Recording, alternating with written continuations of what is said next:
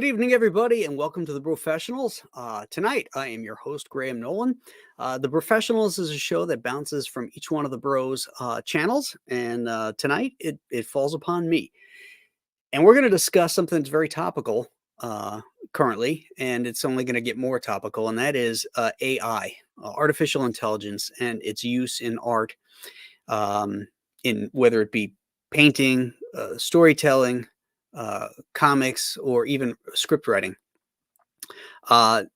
It's here. It's here to stay, unfortunately. So how are we going to manage it? How are we going to use it? Or will it be abused?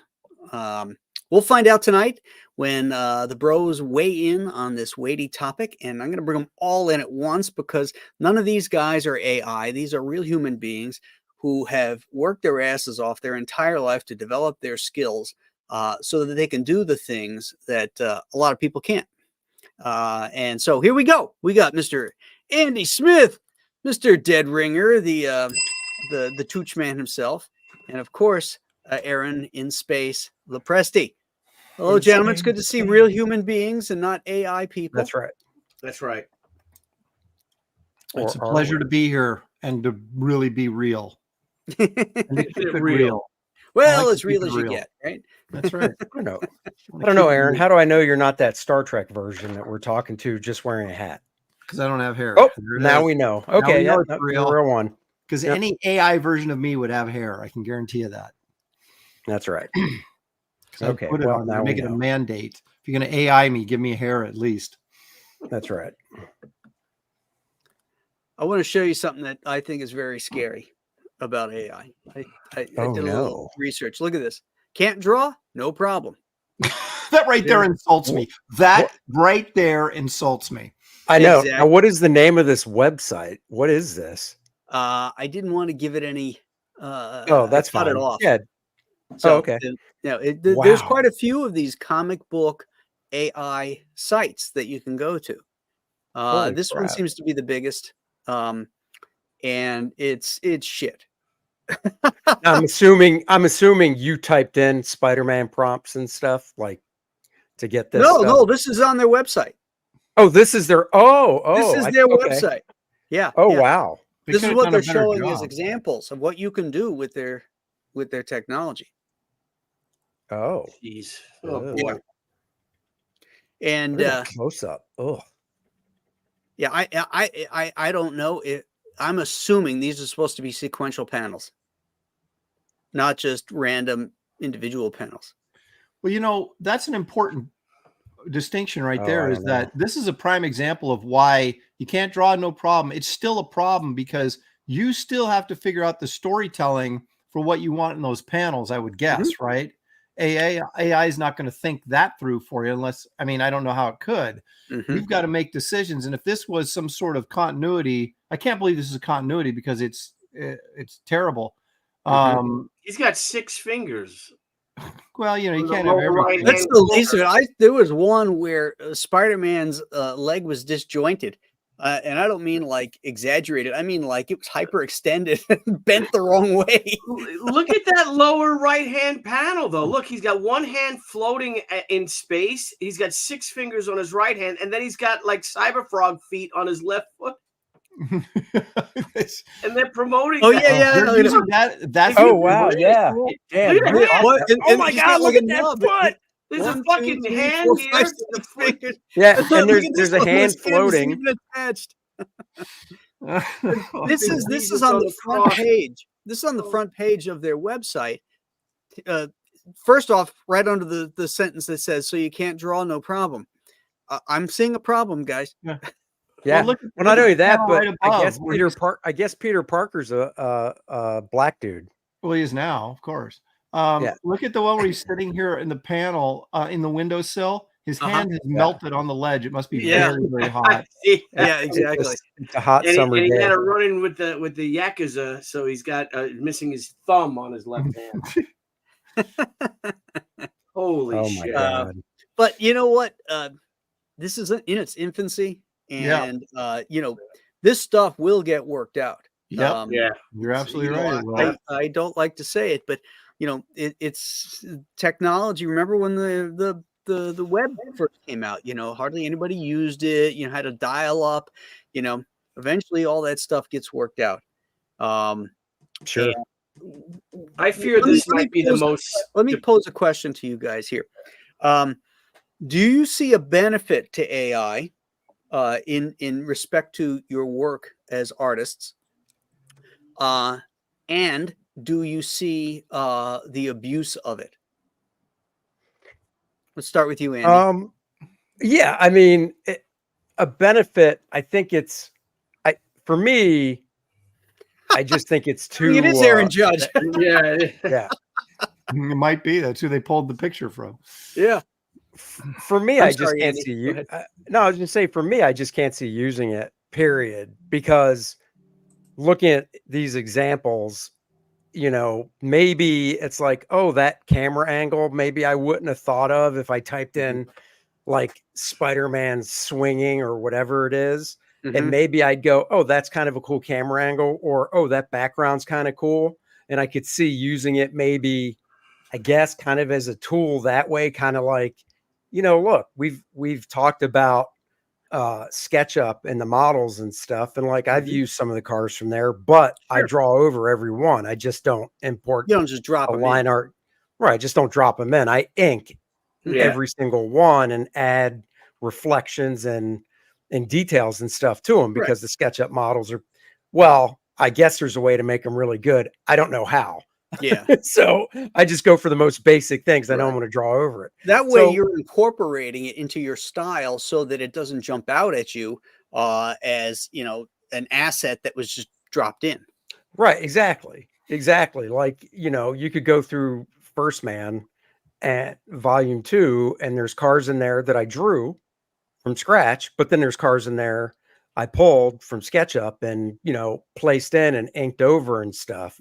But like I said, I could see maybe for like a camera angle, it could be like, oh, I never thought of that. That's kind of cool. Yep. But at the same time, I'm kind of like, when we talked about, I can't remember what the subject was, but it was like reference, stuff like that. And Aaron joked that he's too lazy, right? That's why he likes drawing, like Wraith of God, for instance, because besides a few things, he can just make everything up. And I'm kind of like that too. When I'm sitting down drawing, if I need to reference something, I'm definitely glad there's Google Images, because I can type in like, horse, because I'm drawing Cordrath. He's riding horse. So I can type in horse and go to Google Images and see different ones and then formulate my own from it, because I know the construction of drawing a horse, just like a person. But other than that, I'm kind of lazy too. I think we all grew up in the time period of guys like, Kubert, Buscema, stuff like that, 70s and 80s, where it's like, here's your script. Okay, here's my piece of paper, rule out the panel borders, do a thumbnail, start drawing, and then kind of like Kubert would with tanks, go, oh, I gotta draw this type of tank. Look through it. For him, it'd be a magazine. Okay, find as many angles so he can draw it any way he wants. That I don't mind doing, but literally coming and having to sit down in front of my computer and go to a website and then type in some stupid prompt, and it's just, that seems like it just takes too much time. 20 years ago, nobody ever thought that you could put on your tax returns influencer. And I think that in 20 years from now, people are going to be able to put on their tax returns describer. Prompter. Freelance, freelance typer. Something like that. Yeah. It's just getting worse. Yeah. But unfortunately, I think the good thing for us is it's a catch-22. By the time this gets like really solid good to where somebody could probably pump out, I think, a comic that might not pass our muster, but would pass general populace, as in there's no six fingers, there's no, oh, that's broken, whatever, like really obvious stuff. Guys, I got to be honest. I think we don't have to worry about it, because I think that, unless, is this AI? Are you showing me something AI to make me eat my words? This is AI. Oh my God, never mind. Guys, we're effed. We're screwed. That's it, man. We're screwed, guys. We're screwed. I was going to say the nice thing about us being older is by the time it really comes through, we might be in some of us in our 60s, some 70, and be like, who cares? It's not our problem anymore. But never mind. Graham just made me want to cry. Well, I don't want to jump you, Billy. Go ahead. I've got some thoughts. We can keep this as a free form conversation, So just yeah, jump in. yeah. Well, the thing here is that does it really affect us? Because it's not like Marvel and DC are going to be calling us anytime soon. What's going to happen is what I believe is going to happen is Marvel and DC are going to go this route. Everything's going to be AI, and they're not going to hire anybody. Yeah.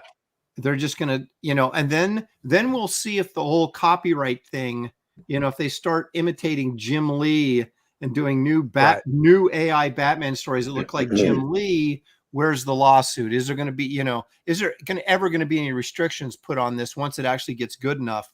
The one thing that would be tempting is, of course, is if I could say, let's say I am, 68 years old and I'm like, oh, I'm tired. I really don't want to draw this book, but I've got to draw this book because I got to make a living. Right. So I type in, whatever, a Wraith of God number 16, Aaron Lopresti style. And I get an AI to create it so it looks like I drew it without me actually having to draw it. Right. I mean, that is, I think, is a real possibility that artists using their own style might be able to do that. But the problem I see with that is, and this is just from an artistic purity standpoint, if the only thing you're doing anything for is money, then you have the wrong motivations, right? So at that point, you're saying, the art doesn't mean anything to me. I just want the paycheck. What's the fastest way I can get the paycheck? And then pretty soon you're putting out computer crap and saying, I don't care. I just got paid for it. So who cares? I don't have that attitude right now. I do have the fatigue from saying, oh my gosh, I've got to draw these pages, but I don't know that I've never not had that fatigue, right? Because it's always a chore when you get that script and you go, you start looking at all these blank pieces of paper. But there's also that incredible satisfaction of completing a job, especially if it turned out well, and that you can take some pride in your work, and then you get your paycheck, right? But I can see when you asked about the abuses, Graham, the abuse, I guess if you want to call it that, is just that, is people saying the art isn't important, or I can't draw, so therefore I will let the computer do it for me. Somehow I'll convince myself, much like a man might convince himself that he's a woman when he really isn't. These people might convince themselves that they're artists when they're really not. And we're already seeing that, guys getting on Twitter and trying to justify, I am an artist because I typed in all these commands and you got to know what you're doing, or you can't create this stuff. And you're like, no, you're an art director for a computer who's drawing this for you. That's the best you can get. But they're going to convince themselves that they're doing something. And I think that's, like you said, we're going to go to a con and you're going to have like lines of people to get a prompter to sign their comic, right? Because there won't be an artist. It'll be the computer. So I think that if you want to consider that abuse of it, that I think you can count on that happening, and in short order. Let me thank Kino Reviews for that $5 super chat. You can train AI to learn an in-house style, characters, backgrounds, objects, and so on. That being said, just imagine how fast books can be produced. Yep. Okay. Let me throw this out then. Artwork is a result of the experience of the artists, the life experience, the passions, the hurt, the pain that they have gone through. Those expressions come through in their artwork. Jack Kirby's work is so powerful because the life he grew up with, growing up on the east side of New York, fighting in World War II. His work is defined by power and violence, and that is a result of his own personal experiences. AI doesn't have that. It can only swipe it from other people. So I suggest that AI, even at its best, is at surface detail without the heart and passion of the artist behind it. Sort of like a lot of the movies that are made today. They're superficially cool looking, but they don't reach on an intrinsically emotional level.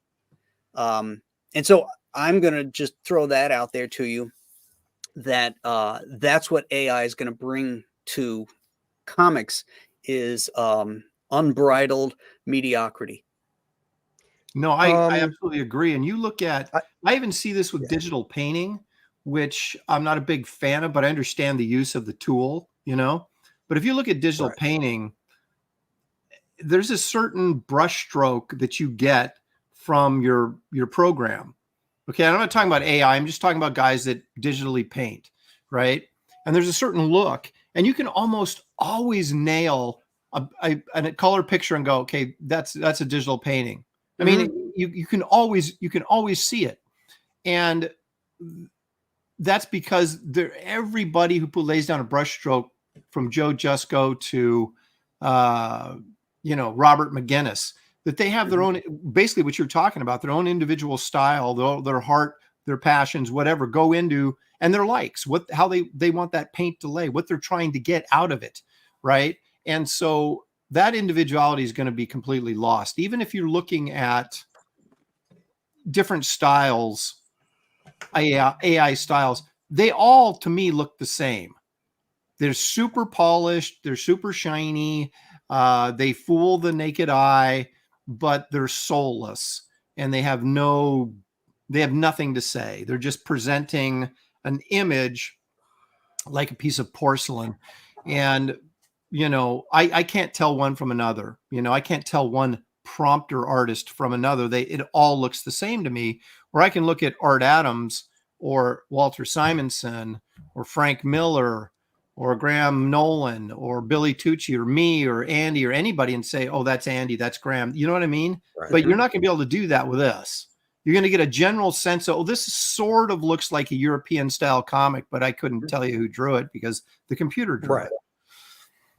Yeah, but I guess here's a question going to that. And I agree with, what you both said, because I think it is kind of, soulless as well, because it doesn't have that experience and, everything, Graham, you said.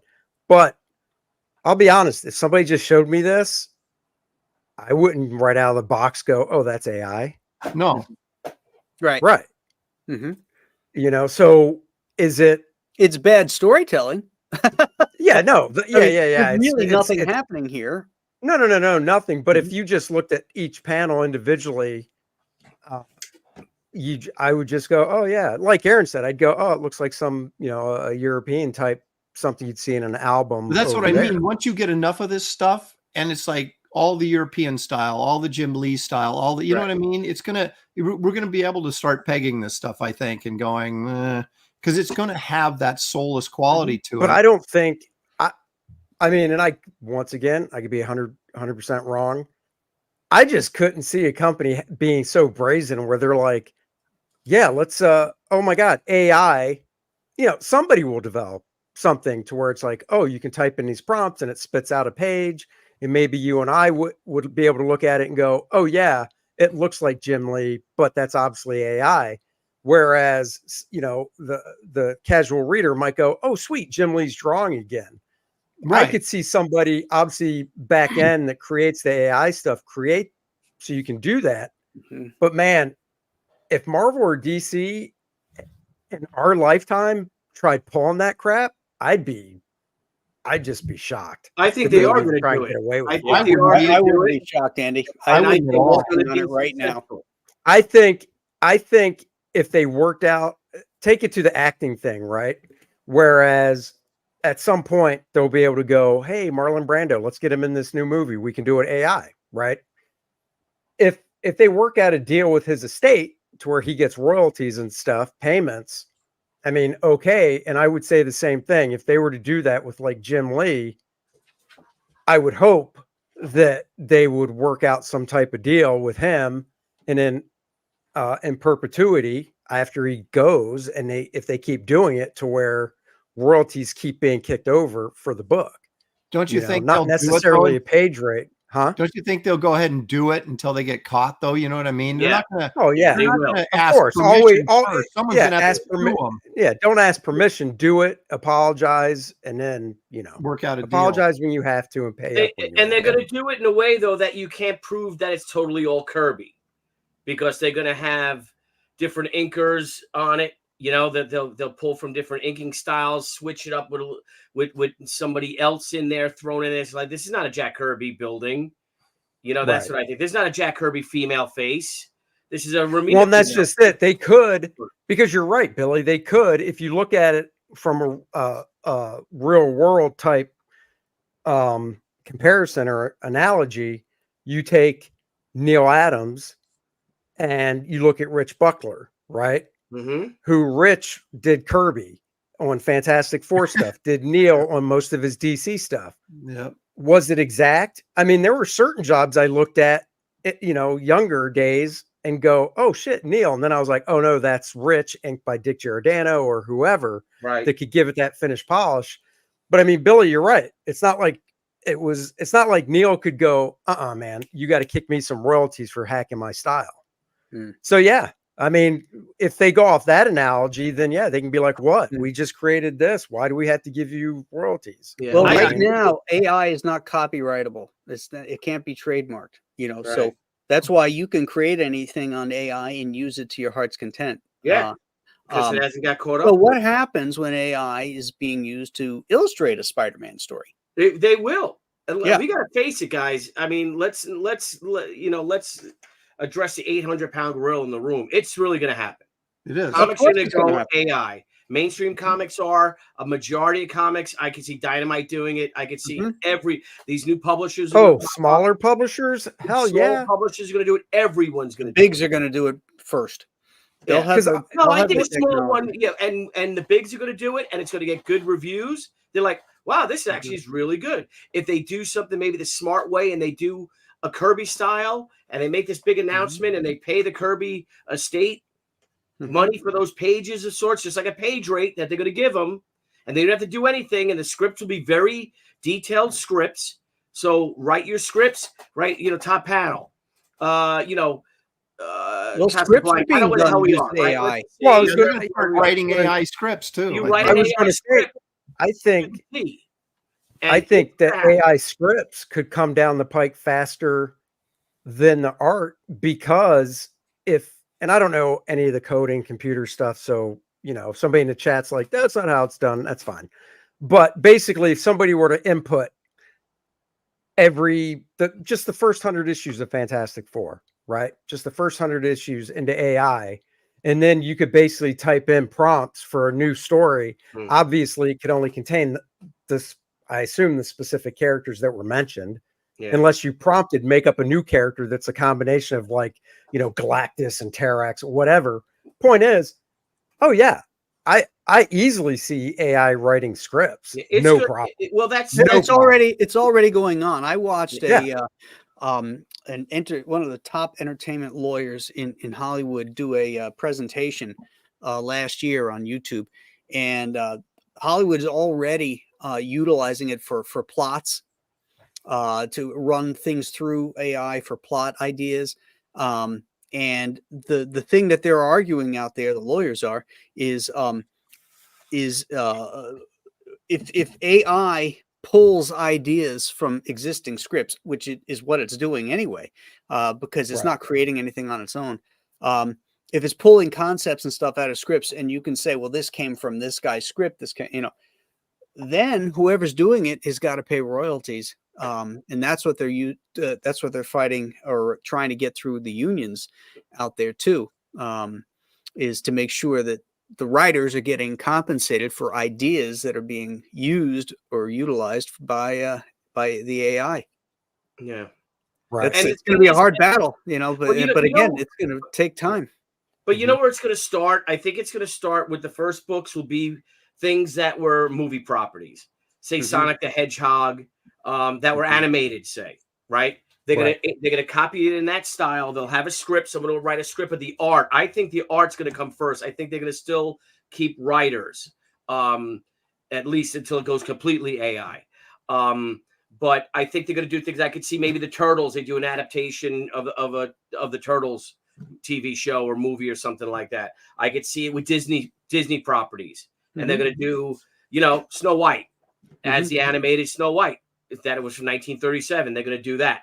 And they can have a whole series of comics on Snow White. She can have her own comic. I think they're going to do it with stuff that people are already used to seeing as animated stuff, like I don't know what's that, Monster House or something like that. Just think of any animated type film. That's what they're going to go with, I think, and it's going to be accepted. Well, I also think that they could spit a script out AI, and then obviously save money by going to a script doctor like they do with real scripts. Instead of having the human that writes the script and the producer, whoever reads it and goes, let's give it to our script doctor. They can just have AI spit out the script, give it to the script doctor, and tell the script doctor, look, this is where we think the script needs to be beefed up. Maybe a joke or something here, more drama here, whatever. And that's still saving a ton of money, just giving it to a script doctor. Yeah, they'll probably even do it with novels, say books that are novelizations already. A novelization of a book, a book's a novel,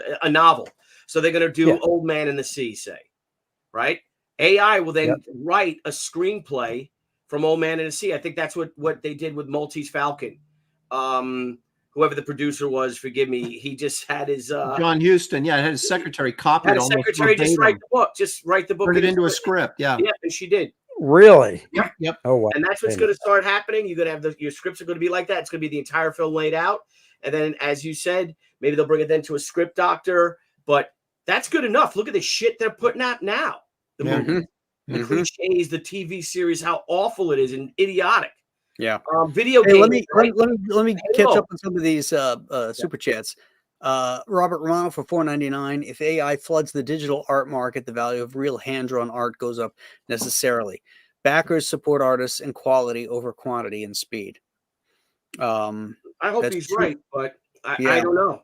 Look at Free Comic Book Day. I don't know if you guys did Free Comic Book Day this past weekend. I did. Nope. So some guys like, can you draw us? I draw for kids, for free. Do a Batman, do something like that. And this guy's like, well, can you do can I get what's your commission price though? So I showed him, I said, well, here it is, and for a headshot's $100. I said, but you know what? I can do a nice little Batman for you, something better than the quicker one. I don't know. Can you put $50 in for the veterans? I my little American Legion thing. He's like, oh, okay, because he threw money in. He gave me like $4. Realizing because I wasn't looking at it, and I'm taking and there's a line of people, but I'm gonna get raise some money if I can. And I spent like 25 minutes, half hour on it. And then I look at him. You should have given him a $4 sketch. I didn't see it though. Until I don't put it in, but I don't want to look at, when someone does something like that, you ask him, you don't want to be like, $4, right. It was one of them. But those people, they don't care. They didn't know who I was. Yeah. One of the women called, and I'm sitting there with the owner of the store, and she goes, hey, Ginny, I'm down here at the Free Comic Book store. You got to come on down. They got free comics, and everyone's drawing for free. The free comic book store. Yeah. And Alan's like, oh my God. Oh, they're out of business today. These people come in and they start taking all my books, grabbing, A current Zenith for $2 Australian. You bros are A's. Keep being awesome. We will continue to do that.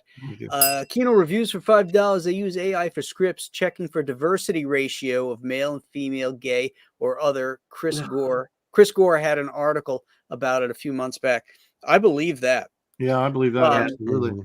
But, to go back to what Robert Romano had said here, people support artist quality over speed and stuff. That may be the case right now, but here's what I see in the future is that when this becomes more and more prevalent, the next generation that grows up reading this style of comics, that's going to be comics to them. Yep. This AI, then they're going to be looking back at hand-drawn stuff the way that we look back at turn of the century yellow kid shit. Right. But it also could help our own legacies and our own families when we pass. Like that. My sons will own She and my properties. Right. And I think so. 100 issues of She that I've drawn. Right. And then they can make that the style. And then they can have a Billy Tucci comic book coming out every month. She by Billy Tucci. Well, I think, what's going to happen is the way they'll justify all this is that it's progress, right? It's like, do we really need those people working at McDonald's? We can just have you go up and order at the kiosk Mhm. You don't need the guy at the cash register anymore. And so they lose their job. And then that's us. We're at a higher end job in terms of what we make than someone working at McDonald's, or potentially what we can make. Some of us don't, but they'll just say this is progress, and we'll get weeded out. And that's just how it's going to be. And I do think that, what we're doing here now with crowdfunding and things like that, I think you're always going to have a core audience going to say, I'm going to support Aaron, I'm going to support Billy, I'm going to support Graham, Andy, and what they're doing. But that's not we even know that now it's not huge numbers. The majority of the people that are reading comic books are not rushing over here to buy our books. They're possessed by Marvel, they're possessed by DC, regardless of what crap gets thrown at them, they still buy it. And part of that is visibility. That's true. They just don't know. They just don't know. That's true. You don't know what you don't know. Right. So that is definitely true. Well, one of the jobs that I'm amazed isn't gone already is, we're driving back from Florida and we have Sirius XM in the car. So we're listening to that. But even with Sirius XM, I'm sure some channels already do it, but the typical music ones we listen to, they don't talk a lot, but they still do have, for 3 to 4 hour block, a real person, talking in between every 4 or 5 songs, introducing, telling a story or whatever. And I was just thinking today, I'm like, I can't believe these guys still have jobs, because one, you don't even, and maybe they don't do it live, but they don't have to do that live. They can get, I worked at a radio station, this was 12 years ago. They can get the whole playlist, when the song breaks are, and they know exactly how much time they have between each break. And, their program director could be like, okay, here's what we want you to do at each break, and they could literally do their 4 hour job in basically an hour and a half tops, upload it and be done. But then my point is, I can't believe it hasn't gotten to a point where it's just an AI voice. You program what type you want. If it has an accent, male, female, whatever, they, them, who knows? And then same thing. There's a 30-second break, let's say, between these 4 songs. Okay, we want the AI voice to talk about, Taylor Swift's new song that's about to come up, or some anecdote about Taylor on her tour. There's no way that in 10 years these guys have jobs. I just can't imagine it. No. Talk show hosts are different, but just the jockeys between songs, there's no way.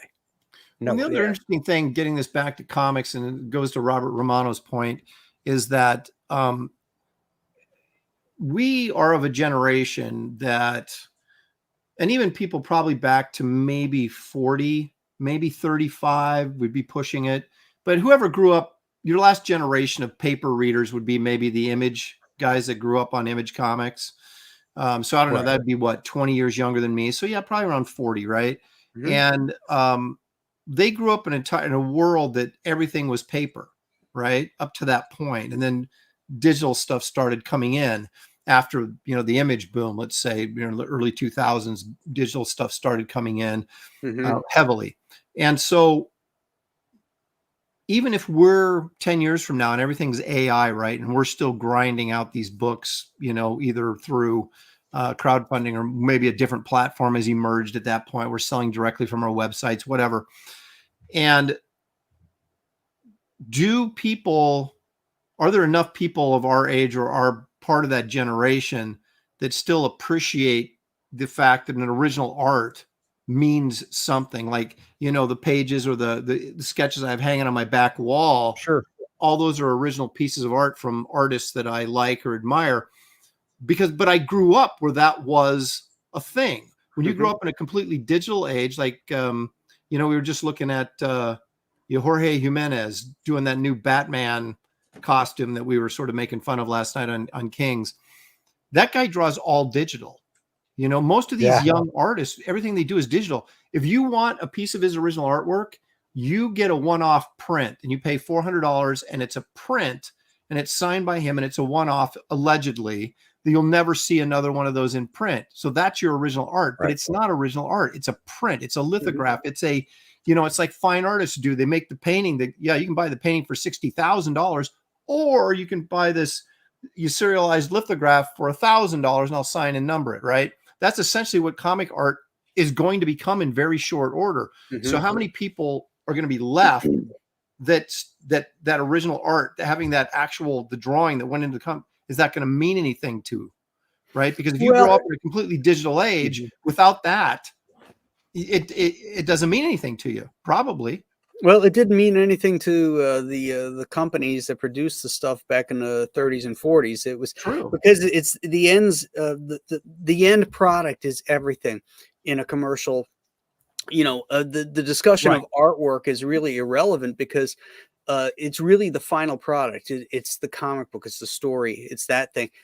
The artwork and how you do that, whether it be traditionally or digitally or whatever, is just left over from the process of creating I meant from the collector's market standpoint, though, not from the publisher. Yes, because the publisher doesn't care. But we're still making money selling originals to a certain degree. I know, Graham, you work pretty much digitally, but a lot of us are still like selling originals. That's how we have Ethan had the art auction, whatever, bringing a little extra income selling the originals, whatever. Does it come to a point where that's just not even a thing? Because the generation that now is reading comics or consuming illustration or movies or whatever, that just was never a thing, because they grew up in a generation where that stuff didn't even exist because everybody was working digitally.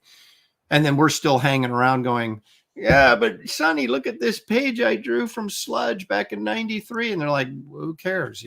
I can get a print of. I think when it's the original art stuff, like you're talking about, I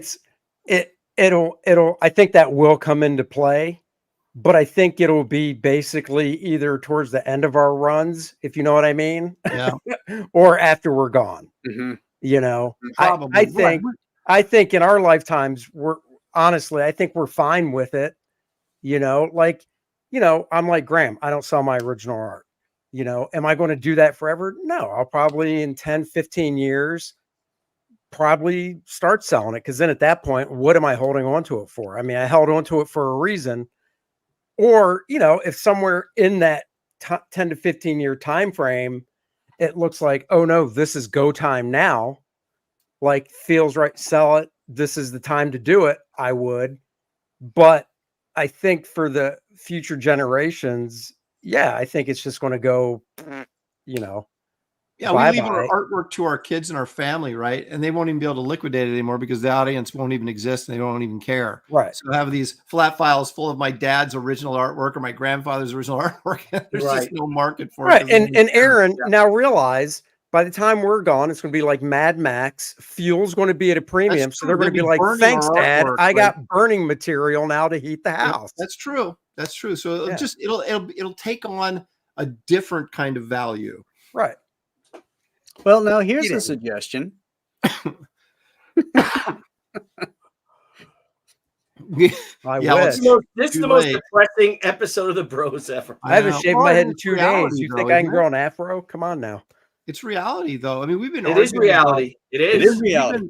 We've been and I don't look at it as depressing. I'm just exploring it. I just want to talk about it and explore where we're going with this thing. I look at this as a tool, just like everything else. AI can't tell a story. Some prompter can't tell a story on his own. You if you don't know how to work with a visual narrative, you can't prompt that. You can't say program a timing beat into something. That's something that comes from the artist, from the writer, and knows how to do that. And make it unique and original and flow with the story that you're trying to tell. So having said that, we can utilize this stuff maybe to help speed things up, the way that scanners sped things up, and computers, and then Adobe Photoshop, and utilize it as a tool to put out the final product, which is everything. Everything's the final product. Yeah. And if we can utilize it and still maintain our look, then I think that's something that we should be focusing on and not be afraid of, Yeah. um, that we can use it to help us, continue on in our careers and in our work, and stay modern, and yet still maintain the look of our stuff, and the uniqueness of it because of the skill levels that goes into storytelling. So do you think, well, I think, like I said, I think it's going to be real commonplace in 5 years from now or less. Like I was saying earlier, and to jump on what you're saying, Graham, is you write a full script, a very detailed full script, and then you'll be able to put it in that computer or whatever those programs are, and it'll tell your story.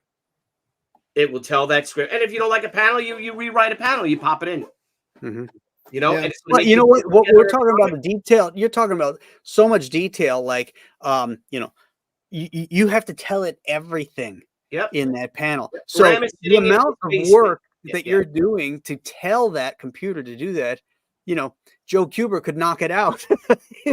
Well, right, but here's the thing, though. Real quick, the thing is, and I see what you were saying, Graham, to back up a little bit. I disagree. With AI, you're not going to get the page flow and stuff, right? Because we all grew up in an age where it was taught you want to lead the eye around the page, right? By how you compose each panel, creates the page as a whole, And right now, just like looking at that site you had up earlier, it was just separate images, that had no flow to it or anything. So yeah, I see what you're saying. If I got it right about, typing out the script, yeah, you'd have to be so detailed to be able to explain how you want the picture to flow from panel to panel. But what I say to that is, with a lot of the stuff I see coming out today, is you don't have that now with artists that are still drawing, whether it be 100% digital or whatever. They're still creating it, but they don't have page flow. I mean, I look at a lot of new comics where it's like flow. All you need is panels. Like, you could type in, and as Graham was saying, Joe Kuber could draw that just as fast as you could write it.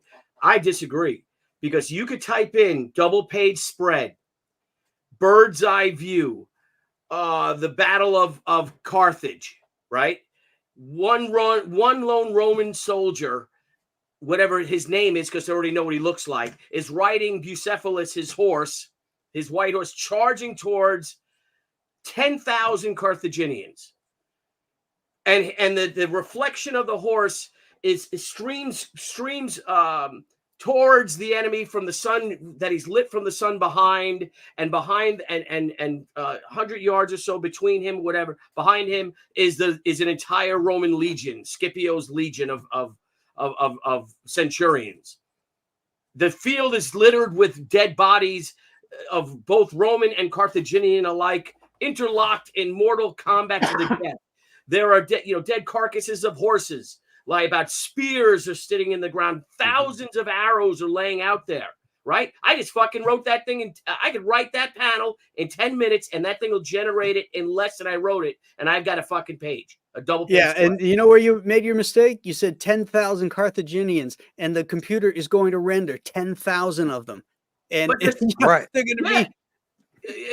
Yeah, but that's the thing. I can see where you're both talking. Style is Darwin Cook style, as Darwin Cook would do it. You know what I mean? So they're gonna hit Darwin Cook. Yo, what's up, Boom?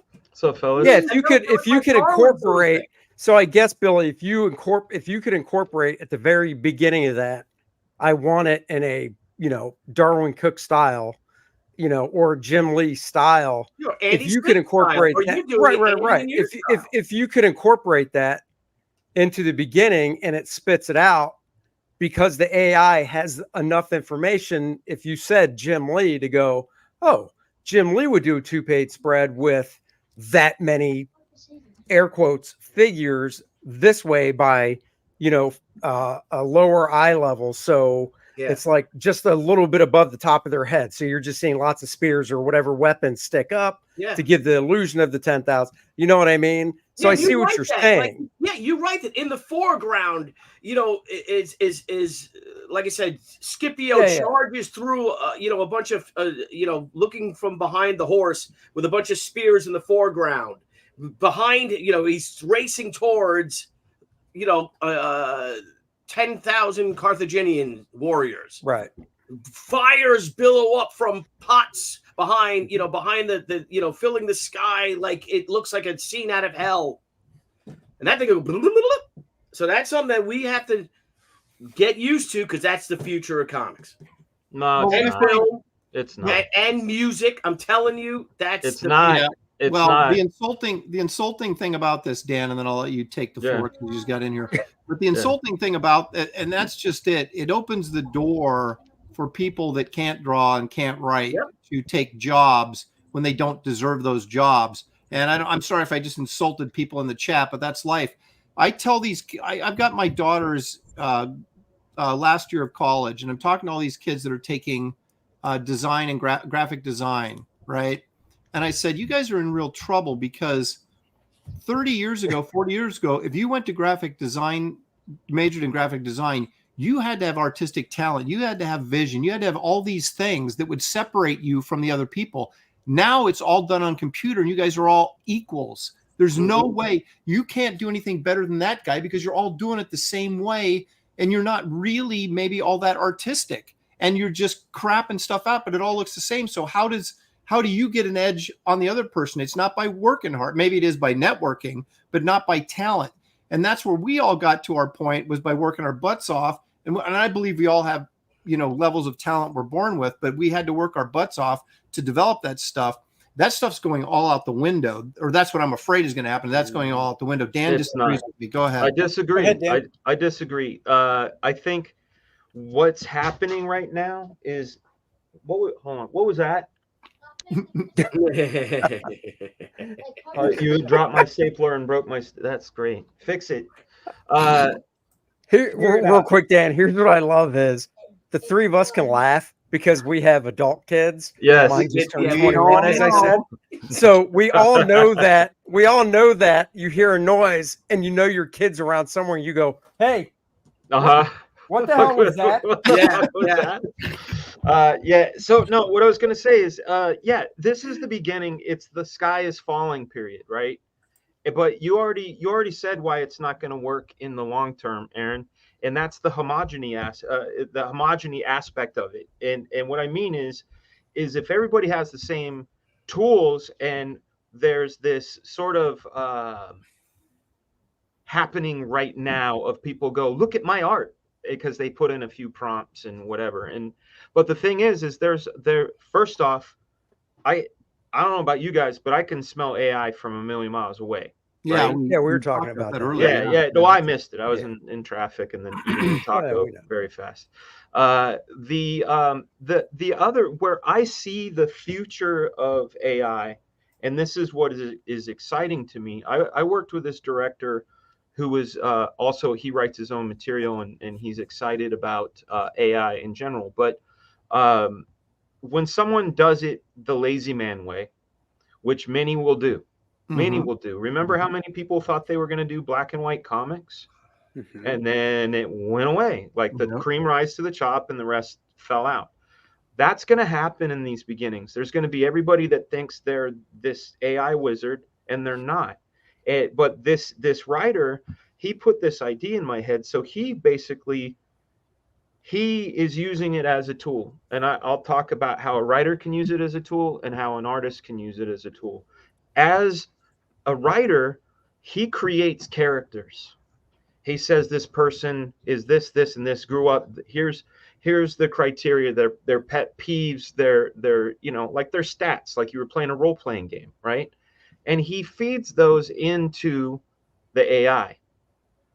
He then says, I want a scene with this character and this character who just came from this, and they're arguing about this.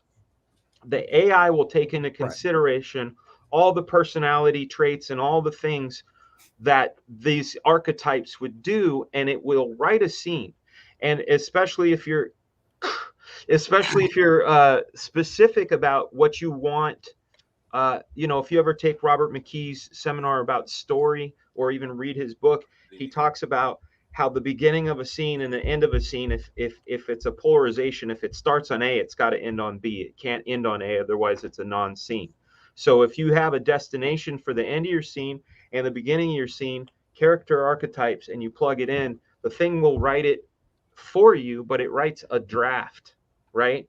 So that's what, as a writer, he already created the characters, he's creating the scenarios, he's now seeing what this partner will do.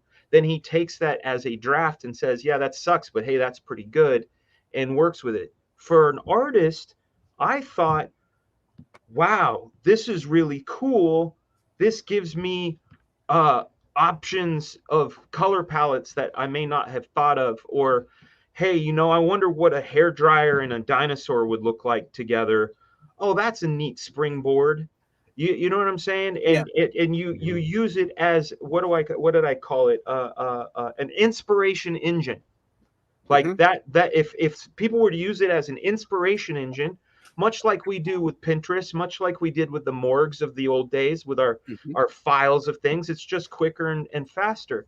It's the people that are creating whole cloth and saying, look what I did, that we don't like. But I'm not full blast against AI. I think it has the potential to be a terrific, a muse. There you go. Something to add to your ideas. I personally don't go to Pinterest until I hit a block where I think something is good enough. I'll go. Let's say I'm creating some tech armor for Black Flag.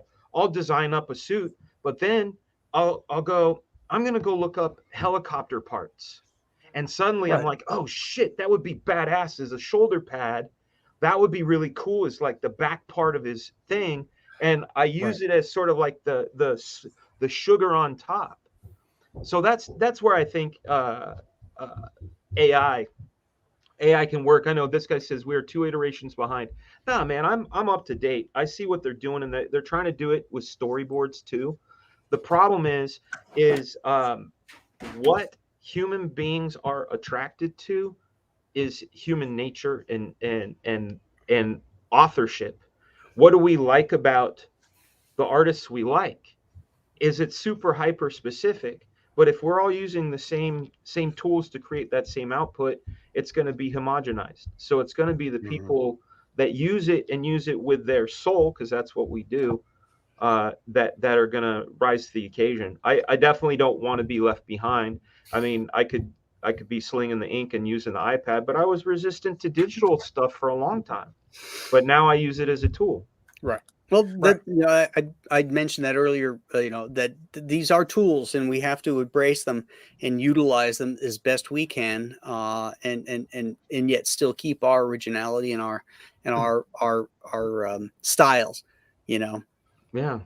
The bigger conversation though with me is, and the reason I'm so down on this stuff is because it's not so much how does it affect comic books, but how this stuff is going to evolve and be used to fool the human race with deception and propaganda. Oh yeah. And it is dangerous, man. We are seriously talking about Terminator 2 type crap here.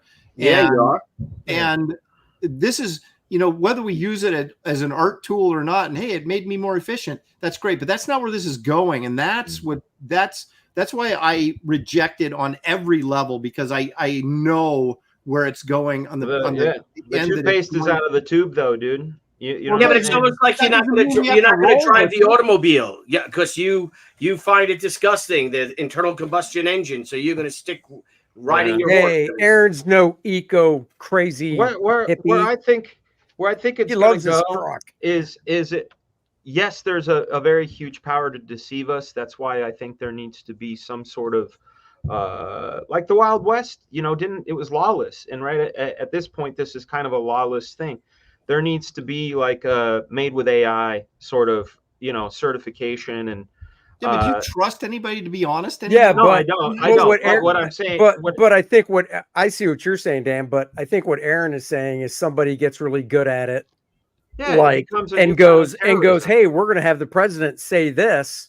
Yeah. And these are scenarios I've heard people talk about. It's like, we're going to have President so-and-so, doesn't matter who, say, let's say Russia gets real good at AI and they do a video of whoever the current president is saying that's it, we're declaring World War III, blah blah blah. Oh, it'll happen And- in the election cycle, Andy. They're going to do Yeah, that. and that is the real bad stuff, because I know what you're saying, Dan. It's like, yeah, hey, we're going to make a movie. We're going to use Marlon Brando, made by AI, or Tom Cruise is tired of acting, so he's licensing his face out and his actions and stuff for an AI. It's kind of like let's say the Beatles saw their whole song, record song collection.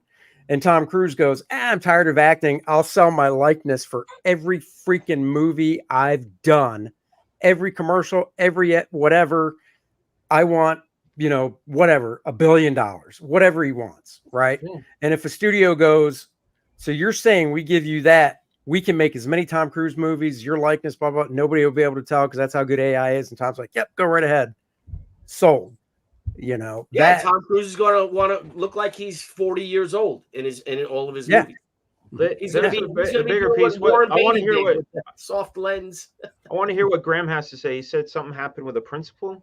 Yeah, this just happened last week. A principal, I think it was a principal who, I heard about this. Was fired from his job because of he was recorded saying something that I think was racist or something like that. And anti-Semitic, racist and anti-Semitic. Anti-Semitic, yeah. I did hear this. Deep fake. It wasn't even him, and they synthesized his voice. See, here's the thing: we're in the Wild West. Precedences have yet to be set. Where I think it's gonna go is the implementation of AR, like taking a bit of what Andy's saying about Tom Cruise. But imagine that everybody does that, and you have the Apple Pro glasses, and I'm not talking the ones now, even those are pretty good. But imagine the speed of like Unreal Engine 6, which is real-time speed, scalable graphics, but with AI, where you go, hey, I want to have Bill Murray and Tom Cruise in a movie that's a buddy film that takes us through Europe. They run into Zsa Zsa Gabor, who does a naked dance with Salma Hayek for about 5 minutes. I want it to be. And definitely wrote this. Yeah. There you go. But I want it to be the funniest thing I've ever watched. Well, it's going to use its profile that it has on you. It's going to use all that AI, and it's going to be completely tailored entertainment. And not only that, is it's going to make our world smaller. Yeah. And what I'm saying is if you have these AR headsets, you got a room the size of my room here, right? It's like 14 by 12 or something. With the AR glasses, this is a log cabin. This is Italy. This is, and imagine shoes instead of just a walking pad, because they're working on a walking pad that allows you to walk in place. Imagine shoes that do the same thing. Right. So you walk into your mansion, even though it's a cracker shack, and you go, hey, Salma Hayek, get me a beer. And next thing you know, the place you get the beer, it's there because it's automated. Oh, yeah. And you turn and go, hey, I want to watch Bill Murray and Tom Cruise, that funny motherfucker. But instead of Zsa Zsa Gabor, I want Barbara Streisand from Funny Girl, and all of a sudden it's a slightly different movie. It's all going to happen. It's all going to happen. This isn't fucking craziness. I'm no futurist, but I think about not just what's happening. Like you said, Aaron, it's bigger than comics. This is the implications of AI across the board. That's why I put in our message thing today. I said, AI, why isn't AI being used to analyze traffic, to regulate traffic so it flows, that it doesn't stop. It's because of the assholes in the left lane doing 40 miles an hour. Yes. But what I'm saying, we know the answer. We do know the answer, but if there was like, using AI to regulate, use it for, it's a learning engine. That's what all it is. It's artificial intelligence, and it learns. And it learns based on the parameters given to itself. Well, it's really the villain. It's the villain behind. It's the villain operating the thing. And what we're talking about, of course, are the fly-by-night idiots. I won the Spawn contest. Okay. I got to tell you, though, and Aaron, I know you outrightly reject it, and rightfully so, morally so and all, but it's going to happen. Oh, yeah, I know it is. And for us to be successful, you got to be on the forefront of it, whether you like it or not. How hellacious it sounds and awful and sinful and everything like that, it's business because someone else is going to do it. And you're going to be paying catch up. Wow. You get someone that's I don't popular disagree. enough to do it, and they say, you know, Mark Miller, you know what? I'm going to do as a joke or on a whim. I'm going to make an AI or someone like Cecil, right? Everyone loves Cecil. I had the best time hanging out with Cecil. If Cecil says I'm going to put out Cash Grab, remember when? And we were laughing that no one thought Cash Grab was going to come out, that it was the ultimate cash grab, and everybody was okay with it. But you get someone like Cecil now that says, you know, I'm going to do a full AI comic. And if you want to do it, people will buy it. They will buy it. But again, Yeah, I know. I feel like yes to everything that we're saying for the time being. That's why I'm saying it's like the Wild West. Once they figure out regulations and the guardrails in which, you know, obviously there's going to be hackers can do what they do, and they're using computers that we all have, you know, and you know, the whole criminals that get guns, whether or not they're legal or illegal. Obviously, there's a mind and a type that wants to use things to watch the world burn, or you know, that frustrated writer whose biggest frustration is they can't visualize their ideas. Suddenly, now they're the great artists that they've always wanted to be. You know. It's those guys, but it'll pass, guys. It'll pass. It ain't passing.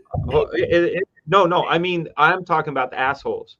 I'm talking about there's going to be people that are actual, legit, really like AI jockeys that use it in a way where, like I said, it's one of the tools in their tool set. You know what I'm saying? It's not what. Danky Frank says assumes they want to find guardrails. They want guardrails for all of us.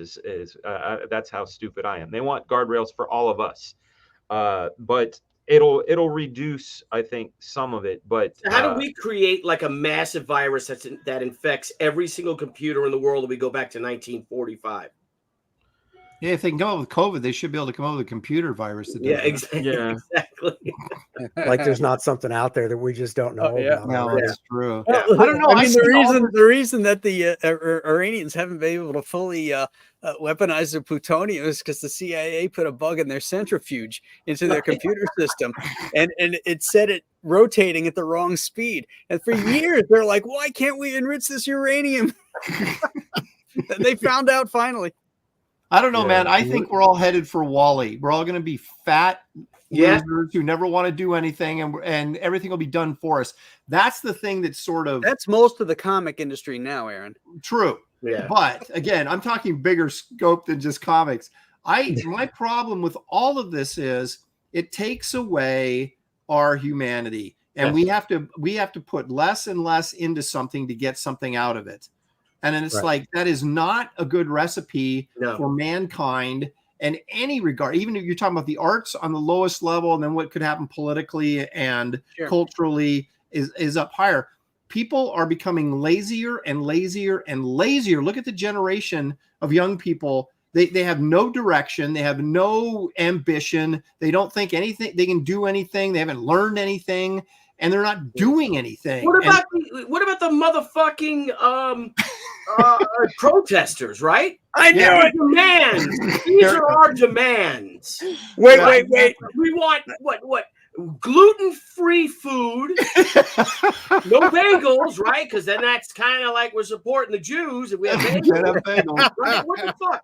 Goggles, masks, N95s, hand sanitizer. This fucking these. Oh, I watched this and I just wish like Columbia University. Why the Columbia University football team didn't go in there and just start stepping on these friggin' people? Well, I look at all of this, and there's a part of me that, like, for example, I've always wanted to be a classic illustrator, and I grew up, again, there's another generation that doesn't even think the way I do, and I get that. But for me personally, I look at me doing a great AI painting, or even using, digital tools to make me a better painter.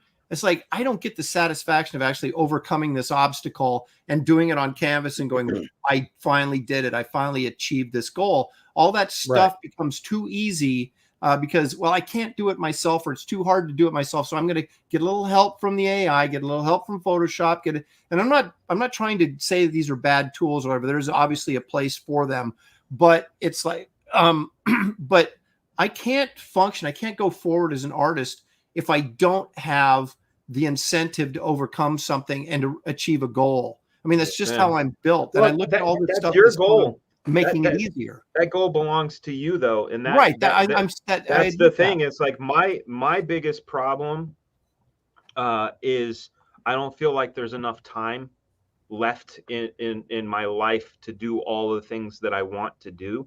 Oh, I agree.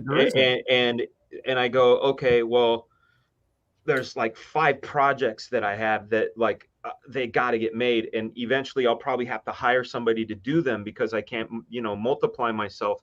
But I understand.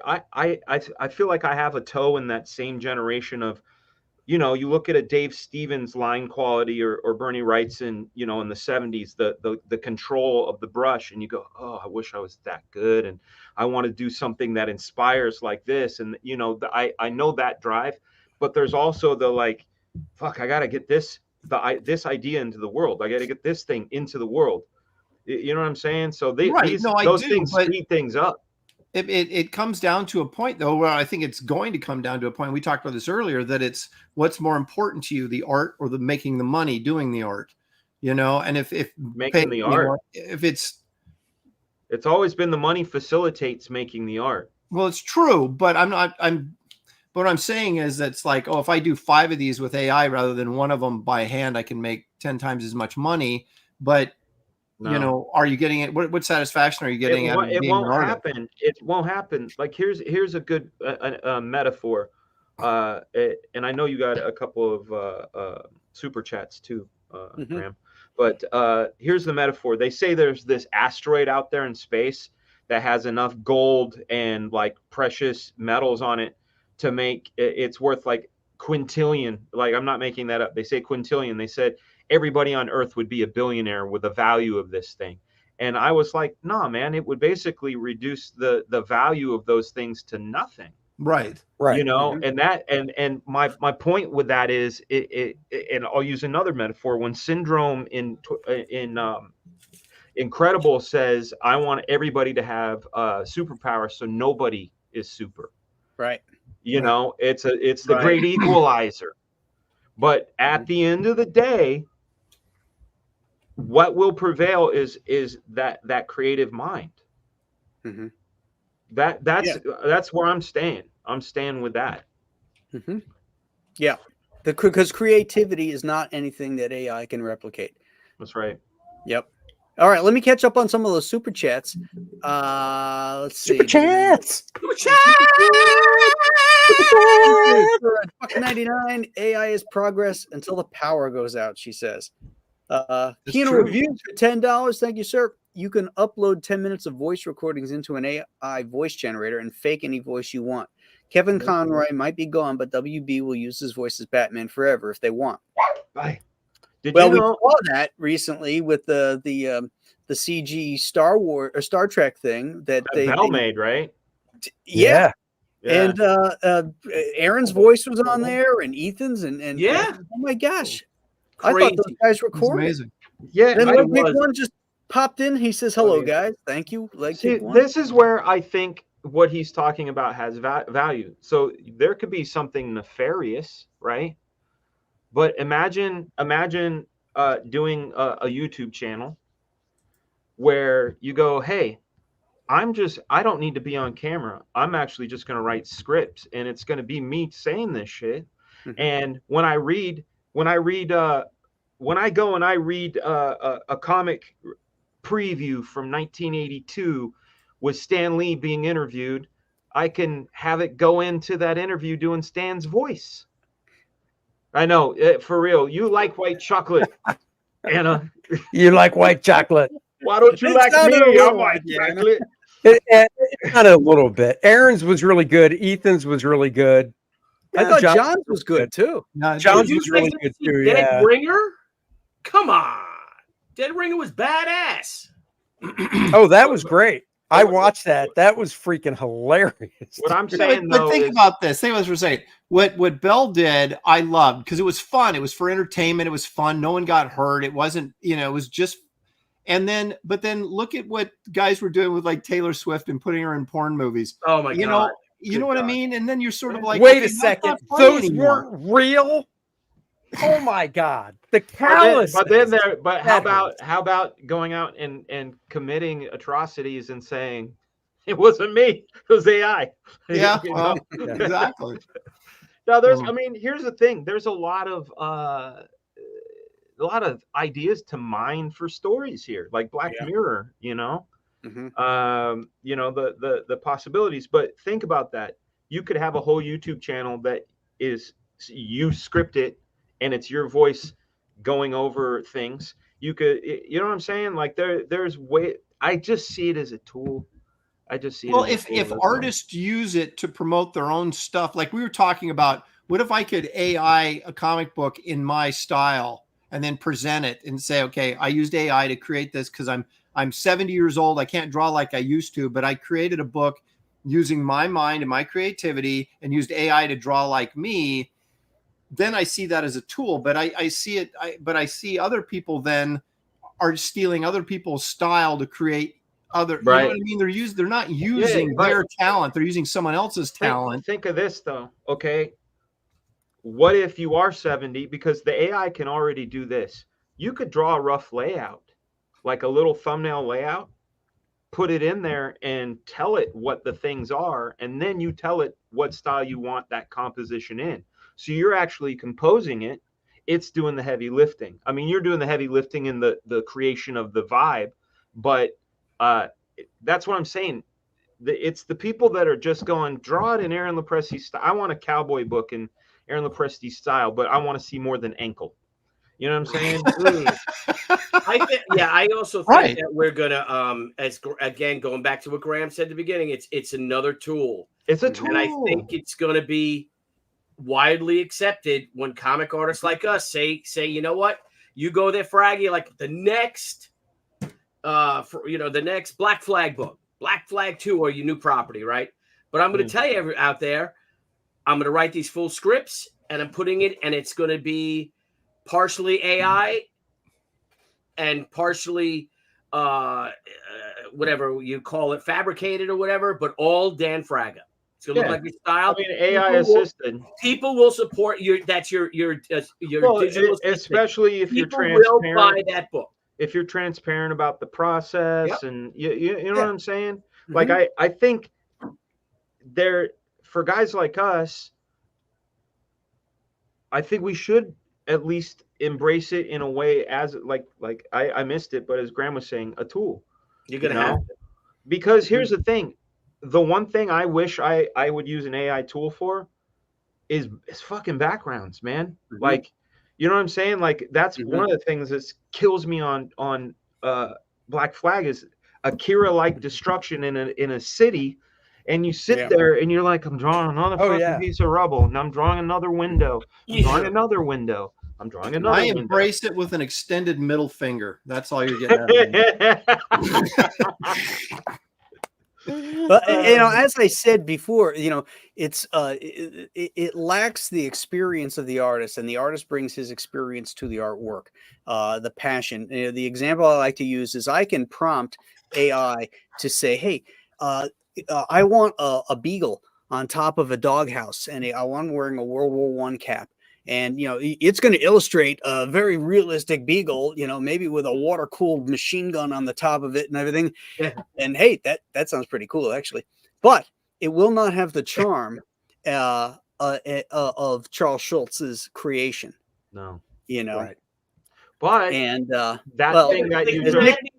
thing you just generated, though, you could look at that and go, yo, I'm going to draw something like this, and that's a bitchin' fucking gun. I'm going to use the design of this gun. That's the tool part. The idea. I suck at drawing tech, So if I could put in something that's like, give me some kind of cool looking spaceship type thing, that just speeds things up for me so I can get to the important stuff, the internal drives of the characters, the personalities of the characters. You know, if it's just a spaceship, it doesn't matter. You know, it's just but Yeah, I want well, it to still look cool. that's not too much different from a movie director, because you know, you go in there and it's the same thing. I'll use it apples to apples. You go into your production designer and you know you're going to do this killer scene on this spaceship that's aliens or whatever. Mhm. It all that matters to you is that the ship looks cool as shit. You don't have to Right. Right. micromanage it. You go, I need a cool ass ship. Show me 5. Yeah, that one's dope. You didn't have to go and design that ship. You knew you Right. needed a ship, but like Mhm. you said, the heart and soul of it is the scene inside it. Right. Yeah. Exactly. Thank If you, you Nick could, Capello, for $5 super chat. Artists put their life and their soul in their art, each brushstroke a work of passion. Since the AI artist has no soul, neither does the art. Yep. He It's ain't going to lying. be I'd even mediocre. take the word brush out of there. I Mm. do every stroke with passion. Thinking about Andy Smith. Hey now. Hey now. That's funny. That's great. Do every Well, I know, but what you're saying, Graham, though, is I'll be devil's advocate here because I actually believe this to the certain degree. I mean, I get the you know, the efficiency of it all, but then you're like, you know, it's like Dan said about you know, Akira or whatever, you know, these explosions and blah blah blah. Well, he drew them. Why can't you draw them? Just because you don't want to draw them, so now you should shortcut so you don't have to do. He didn't draw them though. Okay, He had an assistant. oh well, somebody draw them, He right? knew he wanted it, but here's the thing about Otomo. He laid it out and he knew he wanted an explosion there. He just handed it off to the other fella to go in there and noodle it out. Well, I mean, it's like Dave Simmons Cerebus. There you go. I would feel better though having a human being assist me than computer. Yeah, it's cool, man. No. You know what? You keep making those buggy whips. One day people will know you're the I will. finest- You guys, finest of buggy when whips. you guys, hang on a second, when you guys are rich and famous because of your use of AI, and I'm sitting there crabbing in a cardboard box, getting with your rained on out in the with your street. boutique buggy whips. You throw These me are the finest in the land. Throw me a Look, few original dollars. artwork. Throw me a few. Hey, I was on Meg Ryden's side on You Got Mail. You know, keep that small neighborhood bookstore with the old. I'm old with book. that. I'm with that. I'm totally Yeah. with it. But I just think life is short, and for me, you know, quality and quantity, but life is short. And there's not a lot of here's the other thing. People as good as Otomo's assistant, I have a book written by his assistant over here. People as good as him or Gerhard, those guys are like trying to find a platinum needle in a needle stack. Do you know what I mean? Like, who is that good and willing to just do backgrounds? You know what I'm saying? Right. Yeah. No, I see your guys' point. It's just you know, screw all of It's you. happening. Yeah. Screw all. If you all. I'm okay to be screwed because again, Aaron. I would say I am more in your camp, in a conservative way. Yes. Not talking politics, but like keeping what we got because we've had it for thousands of years. But you know, like I was talking to this guy. He goes by Vibe Machine with a 3 instead of an E on Vibe Machine on Instagram, and he talks about music. And he's very much an advocate of AI assisted music, you know. And I said, oh God, that's fucking terrible, you know. And he brought up a point where he said, you know, record, and because I was talking about my record collection and how I miss the taking the record out of the sleeve, looking at the liner notes, placing the needle on it, you know, like that, the tactile experience. And having a physical media, it's such a different experience for music. And he goes, yeah, you know, recorded music has only really been around for a little over 100 years. And before that, the only way you're hearing music is to hear it live, you know, and now we have it floating through the air on command, you know, and it changes the importance of a song because now it's fleeting. And maybe we're going to experience that, but I still feel like the cream will rise to the top. Guys that have our attitudes with Aaron being on this side and Graham and me being on the other side of it's a tool, but not so far over where I'm doing everything AI and that's me now. You know, like I'm not that far over, but I think smart guys it'll work. Yeah. So that almost answers Death Metal Hero's statement here for $10. Thank you, sir. I've been listening while working. Got to say, this is a little disheartening. As someone who is finally working on a book, it feels like there might not be a place for anyone not already established. No, true. that's not true. That is not true because now the world is out there for you. The same way that crowdfunding has eliminated the middleman and eliminated the need to work for Marvel or DC. You can still get your book out there regardless of what format you use, you know. So don't be disheartened. Keep working hard. Keep working on that book and keep sharpening your skills. And good ideas are king. Yeah. I mean, no one knew who Eastman and Laird was until they did Teenage Mutant Ninja Turtles, right? You know what I mean? So it's like, it's also the going back to the homogeny thing. I just saw this interview with 50 Cent where he was talking about the state of hip hop and like all the demos that he gets, and he goes, "Man, I get like 90 demos of guys that sound just like Lil Wayne, and they're really good at sounding like Lil Wayne." And he goes, "But we already have Lil Wayne, and we don't need more Lil Waynes. We need somebody like when you hear it, you go, whoa, what is that?" It may feel like something with the Maya principle, which is an acronym, most advanced yet acceptable. You can't have something so advanced that people were weirded out by it. You have to have a bit of familiarity to it. But what is always going to win is individuality, period. You know, with Death Metal Hero, you make your stuff so Death Metal Hero that it's undeniable. I know that's a Jim Lee drawing. I know that's a Ditko drawing. All my favorites are completely distinguishable. A lot of the people that I don't know their names, I go, is that a, and I'm not naming names, but other than, is that Finch? I see a little bit. No, that's not Finch. Huh. Right. You know, and there's like 20 guys that are like Finch, you know, and it's like Finch is awesome, cool. And you guys do a great version, but and AI is going to do a terrific Dave Finch because there's so much out there, but Dave Finch will still stand tall because he is Dave Finch. He is recognized as Dave Finch. So that's what you have to be, the best, most recognizable version of you, and people will come for you. And the AI is coming for you too. So watch out. And the government. The government. And the government using AI is coming for you. That's right. I wish they could AI my tax returns and get me my money back. Yeah, right. Oh God. That's true. See, that would be a good application. Like, hey, here's all of the fucking latest tax laws. Here's my shit. Make me the most money. Now you're talking about something I would use. See, boom. Now you embrace it. Now you embrace it. Hello, Mr. AI. How do I keep as much money as possible? Yes. Gee, why is it my first thought went to, how could I program Joe Biden's voice to make it so he calls up the head of the IRS and says, yeah, I want you to never have, or to have Andy Smith, Social Security number, this, blah, blah, blah. He never has to pay taxes again. Put that down. I said so, can never be undone. That's the first thing. So it is written. So it is written, so it shall be. This guy, why is that, Mr. President? Don't ask. Never has to pay taxes again.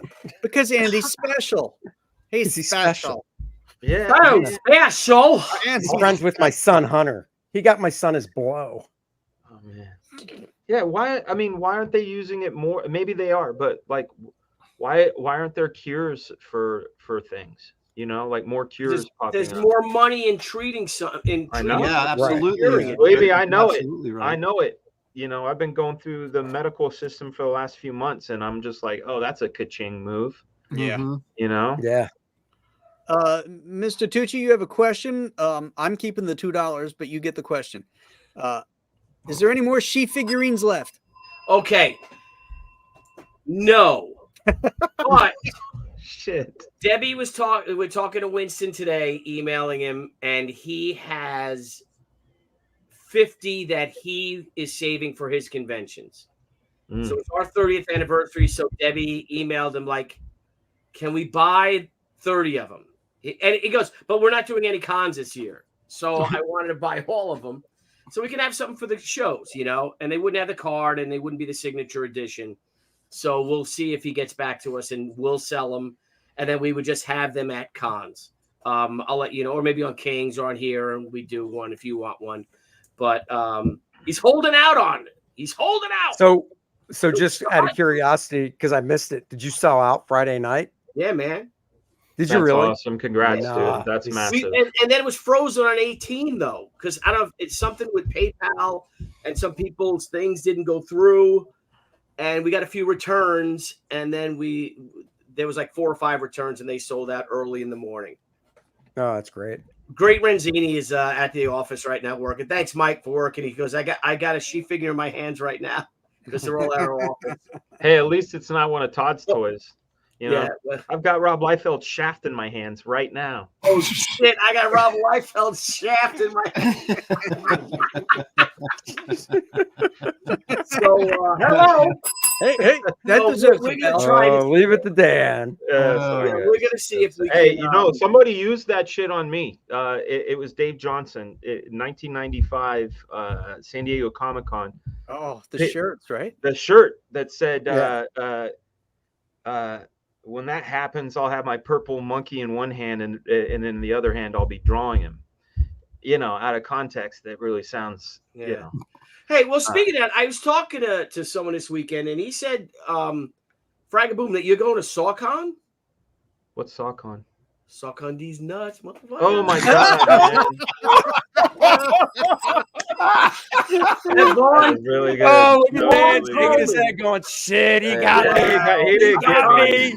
Wow. Because I'm doing this because Vaughn Coleman got me like 5 Yeah, times. see, I have a rebuttal. but because it's so close to your joke, you're gonna have your joke. Well, he's going to be down in. I wanted to ruin it for him because he's going to hit you all with it at Heroes. Oh, he Con. got me. Okay, well, he got you hit me too, with right? that. If he's not Yeah, watching he hit this, me with that a while if he's not ago. watching this, say, hey, dude, I can't believe it. We got an exclusive deal for Sheet on a new website, iLadies. You know, they got like tons of things. iLadies, tell me more. iLadies, nuts on your face. Bam. I knew it. I'm sorry, Graham. I just felt I had to lighten the mood. That was good. I'm about to throw myself. What was it again? out the window. SawCon? I heard a good one today. A buddy of mine said, I said to my wife, land, we gotta buy land. So she kicked me in the nuts and gave me 2 acres. 2 acres.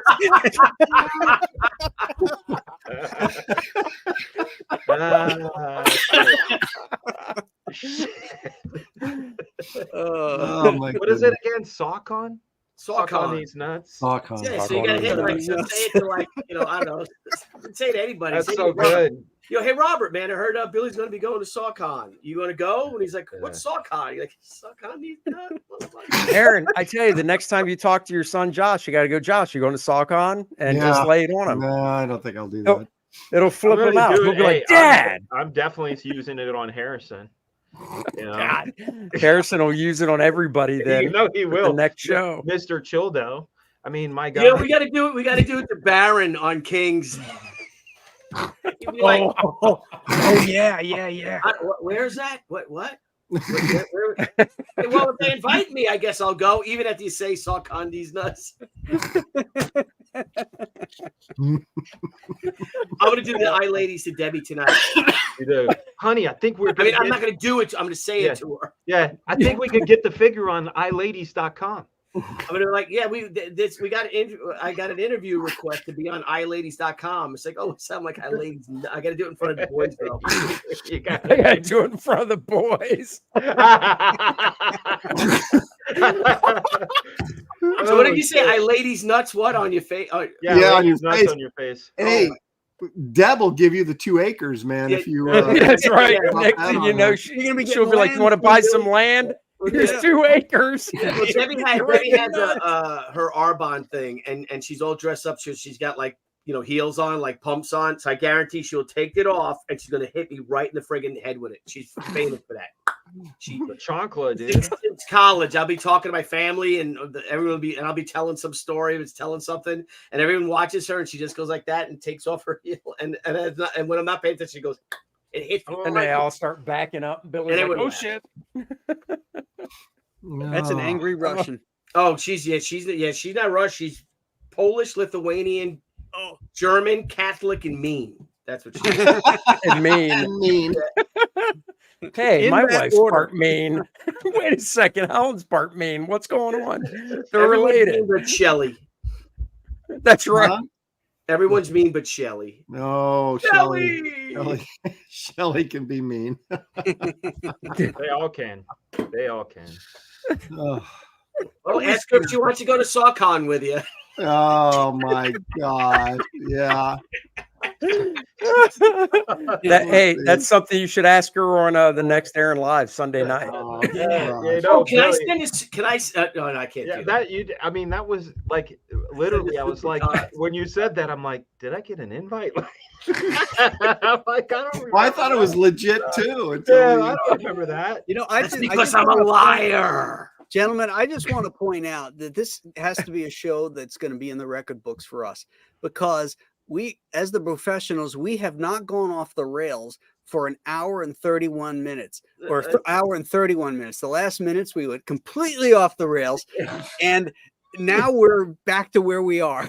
There you go. right where we should be, off the rails. That's Off right. the rails. Off the How to rails. get back on the freeway. But Well, but it's, I give us it's credit because for not for at least getting it that far. Yeah, I know. We that's gotta amazing. laugh because we're all going to be extinct in 2 years. Exactly. Well, you got to laugh because you'll all be dead. You know, I Right. mean, you know, Well, that you happens know, to it's everybody. funny. It's funny you should bring that up from Jurassic Park, because Phil Yeah. Tippett was originally Perfect. hired to do the stop motion, and then Yeah. they discovered the, you know, that to do it on computer, and so he had to Right. adapt his puppetry to be Yeah. digital so he could stay in the marketplace. Yep. Right. Yeah. Yeah, because Yeah, I he saw saw that that. when he first saw that when they showed him. I saw that documentary when they, you know, and he's like, "We're extinct." Yeah, Mm. screwed. Yeah. Yeah. But you know that's a very good point to bring up, Aaron, because those certain markers, Jurassic Park, Star Wars, 2001, they changed how people did things. In 1977, Star Wars came out, and in the same year, Clash of the Titans came out. No, Mhm. Clash of Titans came out like 81. No, Yeah. that was earlier than that. No, No, I think think Well, you're maybe right. it was 81 because it was closer to Empire Empire. Strikes Back. Yeah. Yeah. Empire Strikes Back. Yeah. But you know, Ray Harryhausen was the guy for 40 years. You know, Yeah. that was the high end Mhm. of special effects, and that movie looked like shit It compared did, to dude. you It know did. Empire Strikes Back. You know, it looked Yeah. like a dinosaur. Yep. And they were using Mhm. practical effects on Empire Strikes Back. Going back to Phil Tippett, one of the things that they did during their stop motion is they would do these motion blur passes, because that's the one thing that stop motion didn't have, that Ray Harryhausen didn't have, was motion blur. When Mhm. things are captured, there's a natural blur. So Right. Tippett had things where the camera would go like this every other frame to create motion blur, which gave it a lot more naturalistic feel. Right. For the Mhm. dinosaurs? Because yeah, For the Tauntauns. Gotcha. because he was Yeah. he called it go motion, is what they call Go it. Wasn't motion, stop that's motion, right. it was called go motion. That's right. That's right. But as Spielberg famously said, I saw the tests and they still felt a little too go motiony to me. Right. Oh, Yeah. Mhm. Bummer. But, you know, it is that amazing. Jurassic Park still holds up. Yeah, Um, it does. That Yeah, that mostly, that yeah. T-Rex scene, you know, in the rain. Yes. Seamless, Holy man. But it showed the great difference between animating a creature without any hair, and then if you looked at what came out shortly after that was Jumanji, and that lion and stuff in Oh. there. Oh, sucked. right. But Yeah. the rhino and the elephants looked fantastic. Yeah. Right.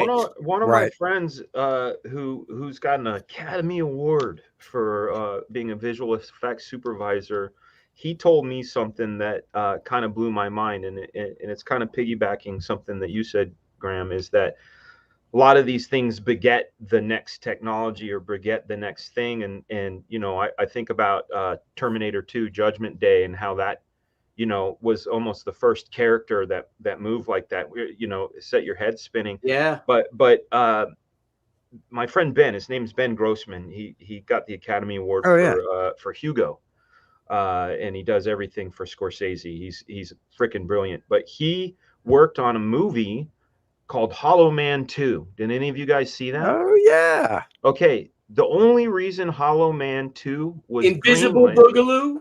yeah, Thank you. exactly. No, the only reason, yeah, ding, there it is. The only reason Hollow Man 2 was greenlit was they needed R&D for the first Tobey Maguire Spider-Man movie, and they used Hollow Man 2 to do all of the R&D. Wow. So I've heard of that before, where they've given green lights to movies specifically for that reason. They knew they were going to take a loss on it, perhaps, but it was all about the R&D for something bigger down the road. Yes, exactly. Yeah. Exactly right. Well, that was right, guys. I mean, we also Jurassic Park in the theaters, right? And that first scene when they're driving and they stop and what's his name, Sam Neill, takes off his glasses and looks, and that music rises. And Brontosauruses, because that's what I'm calling them. Well, they were probably Diplocaticus or whatever. But remember that whole scene, that panning shot of all them by the water, and he's like, they travel in herds. It's like, you're like, with that rising, you know, score. Oh my God. Yeah. Oh, wow. But you know, the funny thing is, though, as we sit here and we talk about movies, and it makes me wonder about, you know, the comics in the future and how it's going to look, because, you know, you looked at stuff like, The Thing, Carpenter's The Thing, maybe The Howling, American Werewolf in London, different things like that were Fly with Planet of the Apes were the last one that Rick Baker did. Not a great movie, but the monkey effects were fantastic, right? The costumes and the makeup. Yeah. And you sit there and then you see all this stuff, like all the Planet of the Apes movies now were CGI, right? And you can still kind of tell, you know, and it's kind of like there's certain things that you kind of miss, like of that practical effect. Like, and we're talking about the CGI in Jurassic Park. Well, what's his face? The special effects guy that did the work on Jurassic Park. Who was the guy's name? Stan Winston. Stan Winston. Okay. They built a freaking T-Rex life size, and that thing looked, you know, awesome. And there was, and so, and now you have everybody sort of like, we're so sick of CGI special effects because you can see them a mile away. Right. And you're like, bring us back practical effects. So you wonder, especially with the arts, you know, same thing with with Toy Story and the digital animation. And pretty soon people just got sick of it because it all looked the same. And then suddenly a movie like Klaus comes out that's like hand drawn again. And people are like, oh, this looks so cool. Why can't we see more of this? You know, so I wonder if there will be a cycle like that at some point in more of what we're talking about with comics and things like that. Once they go totally AI, then everybody just gets sick of it. And then, look at that new Superman piece, right? The James Gunn says it's 100% practical, right? But great. I don't care how practical it was, fucking boring. But sorry, James Gunn. It looked like AI. Like it almost like looked like they were trying to go for that sheen, but they're like, you know, they're getting almost past the I'm sorry, I got distracted by James Hunsinger's Coraline came in during that Pixar run. Yeah, that was all stop motion, beautiful stuff by Leica. Who you're by, right, Aaron? You're up. Yeah. Up by Leica. Hey, you're echoing, Dan. Yeah, you're echoing, Dan. I think I'm echoing off of somebody's speaker. Hello? There's your echo. What's up, buddy? Yeah, I don't know why I'm echoing. Is one of you guys running no headphones? It's not me. Look, I'm going to mute myself. Watch. Okay. Am I? No. You're echoing, Graham. It's me? No, I didn't hear you echoing. No, sorry. Aaron's the only one not echoing. Hello? I'm not. Check one. It's on now. Siblings? Sibilance? Sibilance. Test Yeah, it's disease. gone now, so it doesn't matter. So there you go. Hey, Harrison, I just got asked to a new con. Oh When boy. is it? It's called SockCon. When is it? I think it's in August. You want to go? But then it'd be that con. Do you want to know where it is? Where It's SockCon. sock on these nuts. I told you he'd Hey, go. we do have somebody in the family watching the show. Yeah, no, he's good like that. He knew about eye ladies before I did, and he's gangster. You going to bed? Mhm. All right, love you. I love you, pal. Put on the camera. Turn off the camera. He wants to give me a real smooch. All right. Oh, I was gonna tell Harrison. Well, he can still. He can't hear us because Dan has the headphones in. I was gonna tell Harrison that your dad wants to buy some land. Why don't you give him 2 acres? I should have gave him 2 acres, but I don't No, know. he should have gave you 2 acres. Yeah, dude. I've had my balls smashed in by my children too many times, man. Just because they're at that height, and they. Oh yeah, yeah. It's the worst. That's why we're limited to how many children we end up having. They That's destroy true. our possibilities. That's Yeah. right. That's right. They do. Succubuses all. But yeah, I think it'll happen to a point where, I do think going back to the sort of entertainment on demand, that sort of not only on demand but like really tailored towards the audience, the person. We watch the same movie, but it's different. We experience it similarly, but it's different because I cast it different. Who's going to own the assets? Is it a subscription service? All that other business. But going back to AI and comics, which is the theme of our show, and thanks for hosting, Graham. I think lazy. Let me look at the camera when I say this. I think that lazy people that aren't willing to put in the work will go full-fledged on AI comics, and you're going to put them out, and anybody that has success will have limited success, because at the end of the day, people want human beings. Hail. I agree with that. I like do. that. There you go. Yeah, I hope I you're like right. that. I hope I you're agree. right. I agree. Because only human beings can bring passion. It's true. Mm-hmm. It's true. With every stroke. I got to agree. A friend of mine tried a real doll, and there was just no passion there. There was none. Exactly. So you're saying that all the money the Japanese are spending on these sex robots is just going to be a waste? That's right. Oh, sex That's right. robots. Oh, what are they gonna do next? Oh, my God. none of you guys ever see Date Night? Oh, Oh, you guys No. gotta see that movie. It's friggin' hysterical. who's in That's it? the one with Steve Carell. Yeah. Tina Right. Fey. Yeah. Yeah, Tina Fey and Steve Carell. Yeah, Yeah, they're the stars. that was a good movie. Oh, yeah, I that's love good. it. I love it. Yeah. It cracks me up. The only thing I want AI to figure out is what my wife wants for dinner when we go out. You know what I'm Oh saying? my god. Mm. Like if you go AI, what does she want tonight? And they're like, oh, clearly it's Outback or whatever. Hey, babe, you want Outback? How did you know? AI. What if AI answers back? SawCon. SockCon. She wants to go to SockCon. What happens if she says she wants to buy land? Oh no! I'll punch her in the tits. Yeah, and Oh, it's 2 she got acres 2 too, then. acres. I still got to give her 2 acres. So, they got 2 acres. You guys ever see that? It was this Feedback. like it was at a church or something. It was at some public function where they're like singing and they're playing "I Could Feel It in the Air Tonight" by Phil Collins. Yeah. And the guy does the solo on the lady behind him. Have you seen that one? No. I'm gonna pull it up. You guys talk. I'm gonna pull it up. It's so Talk good. amongst yourselves. Yeah. Talk amongst yourselves. Oh my god, that's hilarious. That's a horrible song. I Not a big hope- Phil Collins fan. Hmm. I hope the first AI movie is like Madam Web, and the first AI comic is like And I better not say anything because I might. Wait, did you watch Madam Web? No. Why would Oh, I? okay. Oh, well, I'm just saying. I heard the Andy Smith review. I was like, no, I'm not. It's awful, but you know, you have to experience it. You know, I heard was good though. As we're talking amongst ourselves, and Dan's doing that.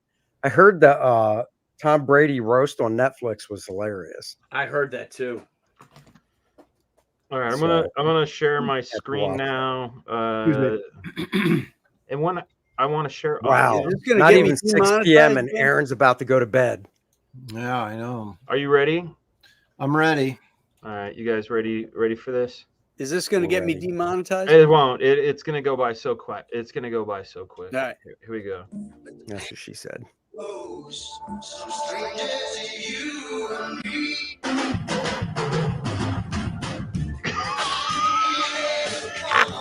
I didn't see it. What I didn't even see it. Where am I looking on the screen? It's all pixelated. It's all like Is it really? Because Yeah, it's don't playing broken up. just fine for me. Here, But- I'll put the link. Let's see. Let me send you the link, and you. It's can- behind that chick that's right there in front of the stage, yeah. in front of that guy. Who does he drum against? Here, I'll try to. Let's try to share a different tab because it was from the what do you call it, from the web search. And Yeah, I gotta tell you, man, that In the Air Tonight scene, Graham, I know you like it, but in Miami Vice, the first episode, Mhm. that was phenomenal. I don't They're remember. driving, you see all the lights, and they're in that Ferrari Spider. Yeah. Do. I haven't seen Miami Vice since 1985, so Yeah. I don't. All right, I got it up again. Oh, I don't. Is what am I he hitting missing? her in the stick? yes, that's what I You know keep what the trying problem to is? It's not The matching music up. isn't synced with the action. That's a bummer. It's synced on this side. Yeah, because it No. goes right with. He goes slap, slap, slap, slap. Oh. Ah. Oh well. well. Hey, you know, Eli Manning didn't go I because know, he it's didn't want Brady for a third time. That's great. Wow. you know, someone Well done, pointed Mark. out, Spaceman pointed out, he said that Phil Tippett used Go Motion in Dragon Slayer, and it's awesome. Have you guys seen Dragon Slayer, that Disney movie with Peter McNichol? Was I guess that was his name, right? Was the Back in the day? yeah, like 1980 Not a or very whatever it was. Yeah, Um, yeah. Oh. Yeah. Oh my, it's a good movie, and that dragon is awesome in that film. Back when Disney cared about the right things. You can find a clip for it, probably. Yeah, no, it's awesome. I love that movie. I haven't seen it in forever. And there's just So- the right amount of nudity in it to give it that PG rating. What now, is nudity? now I'm interested. What is nudity to you, though, Aaron? Well, no, there's this chick Hold on. posing Oh, as a yeah, guy. there it is. Yeah. No, there's this Yeah. girl posing as a guy with this medieval band of guys. I can't remember why she was there. And she's in swimming or in bathing. Wait, there's a girl posing as a guy even back then? Yeah, Jesus, but what were we? well, she didn't think she was a guy. She was just posing as one so Oh. she could go on this quest to kill this dragon. And she's swimming in this pond, and he jumps in thinking, "Oh, it's another dude." And there's a quick shot of her naked, under the water when he comes, and he's like, "Oh," we get some just a I'll quick give shot. you the top two naked shots for me, since we're going to go off the rails a little. You should just Google them instead for us. No. But anybody who's of age will know this one. Jamie Lee Curtis in Trading Places. Yep. Yeah. I don't think I've And seen then- that scene. Oh, buddy. Oh, yeah, you have. If you've seen Trading Places, Yeah. I don't know that I've seen the whole movie. I keep seeing. Yeah. They go to her apartment. too. And Me yeah, too. yeah. And then the other one is you remember the movie Just One of the Guys? Oh, yeah. Oh, with I was going to Amanda mention that. And Payne? she goes, Yeah, she goes, "No, I'm a girl like hell you are." And then she goes, "Boom," and he goes, "Where do you come off having tits like that?" Yeah. I was going to mention that movie when Aaron mentioned the underwater scene. Right. Exactly. That's what made me think Dennis is right. We say the same mind. We bro. sink. We sink. We Yep. definitely do. Yeah, I love that. Where do you come off having tits like that? Good times. Because it's amazing that they were able to strap those suckers down. Not, just saying. Yeah. Yeah, For the she's movie. Sydney Sweeney-esque, for those wondering what we're. Yeah, and that other girl, the girl that comparing liked her was Sherilyn Finn. Remember? Oh, Oh, dude, she was from, something else. Twin What a Peaks. little Twin Peaks, yeah. Yeah. She had that throwback hotness to her, Yep, like a yep. 50s Yep. Hollywood Yeah. starlet. Yeah. They kind of made her up that way too. Yeah. Yep. Yeah. That little Yeah. beauty mark and Yeah, I Oh, met her yeah. at Baltimore Con one year. She was really, really sweet. Which tasting. one? that's cool. Tasting. At Baltimore Comic Con, she was a guest, and I don't know. Me and Debbie ended up meeting her somewhere. I don't know. That's cool, man. She was walking around, so cutie, still pretty. All right, we're coming in on the 2-hour mark here, guys. I think we've covered our thoughts on AI and comics. And I want to thank everybody in the chat for coming on, listening to us, listening to our opinions, and hope you'll continue to back and support real human beings doing cool art, because that's what it's all about. On paper, for the most part, except for Graham. Hey. A tool is a tool. Mine starts on the Aaron. iPad but ends on paper. Okay. Yeah. And I'm doing actually Escape from Monster Island on paper, old school. All right. Yay, See? Graham. So there. That's right. Great All show. working Great show, paper. Graham. So Yeah, it really was, good it was a stuff. cool topic. It's very topical, and I thought Very heated. It's interesting. Real to quick, explore what you get. because you guys will look at me crazy. Maybe one guy will get it. I'll ask Graham, Kendrick Lamar or Drake? Say again. Kendrick Lamar or Drake? Okay, Andy, Kendrick Lamar or Drake? God, Drake the singer. Yes. I'm waiting for him to say Drake these nuts, but I wish. Wow, Drake. Okay, Billy, Kendrick Lamar or Drake? All I know is that Drake is some half black, half Jewish Disney kid, right? And now he's a rapper, I guess. So Aaron. I prefer Headley Yeah, I don't- Lamar. Yes. Drake is the only one I've ever heard of, so I That's guess why I love Drake. I love you guys. I love you guys. But yeah, no, Kendrick crushed him. There was a big Okay. rap beef over the last month and a half. I'm sorry I missed it. Oh, I missed that It's very much like because I was wrestling. living life. But they dropped. No, imagine though if I was we had, listening to music. if we did it in the comic community, we would be doing like diss 8-pagers, right? Something you could like knock out real fast, but it was to make the other person look bad, and then they would do one to make you look bad. Okay. Yeah, talk about soulless music and just ripping others' tunes. Sorry. Oh. I don't get it. It's I all right. honestly, you could play both. You could play. I could probably recognize more Drake songs, honestly, Yeah, than I think it's Kendrick Lamar. I think you're right though. Someone saying, "Wait, the Tyson fight got canceled?" No. What? Oh. It did not. What? No Is that way. right? Google. Somebody Google it. Somebody Google it. I'm on it. Born of tungsten. That's it. He says you have to complete it to diss them. You know, it was just too Zinger. good to be true. Zinger. He got me. No, dude, they didn't cancel it, did they? Let's see. No. Come on. I want I to don't see that think so. that white guy get crushed. Oh my God. I wanted Tyson to wreck him. Yep. No, it's not true. Oh, okay. Nothing. Yeah, I don't see anything. After verification by see- media outlets, it became evident that this headline was nothing more than a fabrication lacking any factual basis. AI.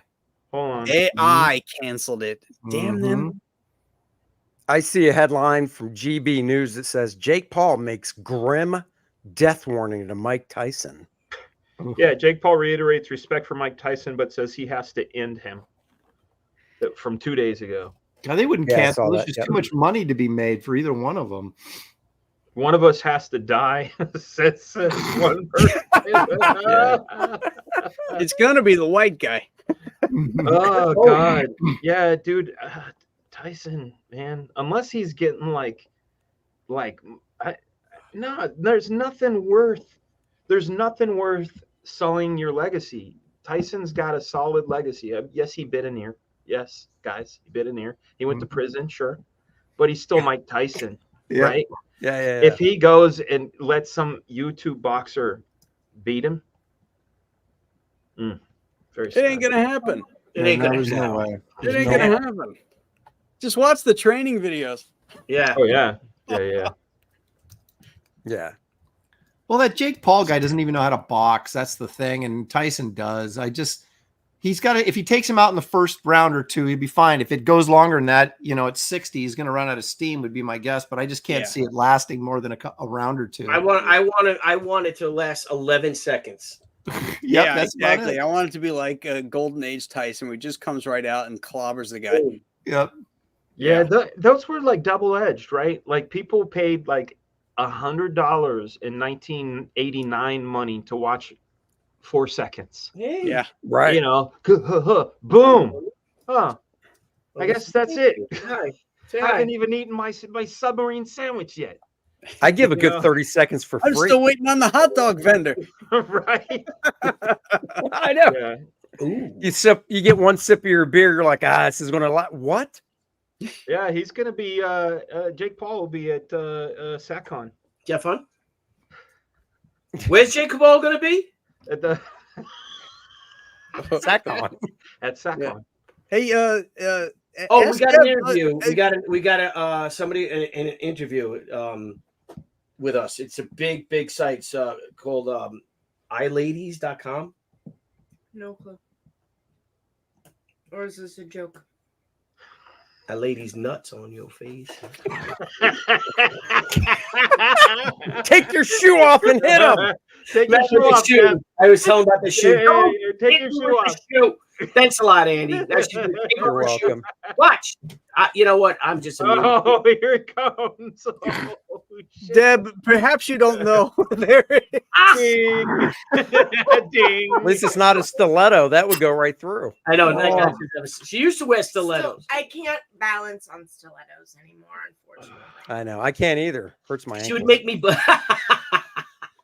She would make I've me. got cankles now, so I can't even fit into them. You realize, Deb, that this is a show of 12 years old. 12-year-old. 12, yeah.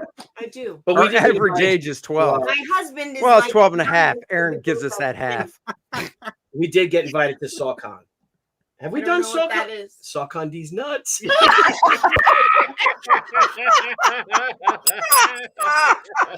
the other shoe comes No. I love it. Oh shit, Billy, hide.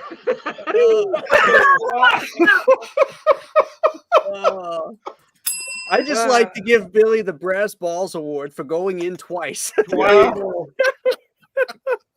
Oh my gosh. Shit, that's hysterical. just juvenile and idiotic. Yes. Yeah. That's what we Those are. are some big words for us to understand. Yeah, really. I know. But funny. Oh, jeez. Oh, that was good. Well, cheers to that. Oh, All right, well, my I gotta God. eat. I gotta eat dinner. All right, let's sign off here, guys. Have a great night, everybody. Thank you, everybody in the chat. That's and right. We will see you next Thank you, week on Andy's. No. No, Aaron. Aaron. Oh, quiz show. Hey. Quiz show.